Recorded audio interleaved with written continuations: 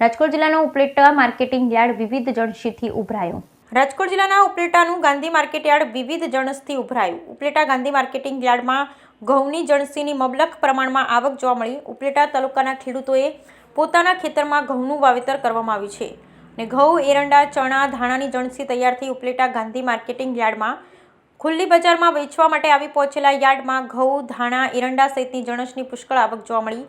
વિવિધ જણસની આવકને પગલે યાર્ડ જણસથી ઉભરાયું. ઘઉંના પાક 450 થી 490, એરંડા 10,000 થી 3500 મણ અને 1150 થી 1210 સુધી ભાવ બોલાયો.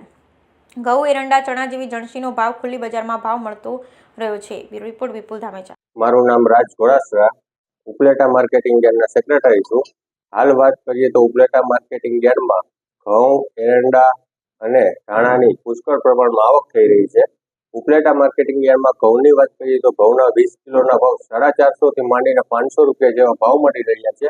તેવી જ રીતે વાત કરીએ તો ઉપલેટા માર્કેટિંગ યાર્ડમાં એરંડાની પણ સારી આવક છે. એરંડાની દરરોજની 800 થી 1000 ગુણીની આવક છે. એરંડાના ભાવની વાત કરીએ તો 1150 થી 1200, 1250 રૂપિયા સુધી એરંડા વેચાય છે. અને એવી જ રીતે વાત કરીએ તો ઘઉંની પણ ધાણાની સારી આવક છે. ધાણાના ભાવ 1200 રૂપિયાથી માંડીને 1350 રૂપિયા જેવા ભાવ મળી રહ્યા છે.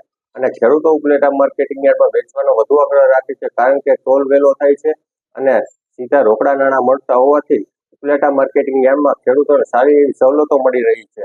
આથી ઉપલેટા માર્કેટિંગ યાર્ડમાં ખેડૂતો વેચવાનો વધુમાં વધુ આગ્રહ રાખે છે.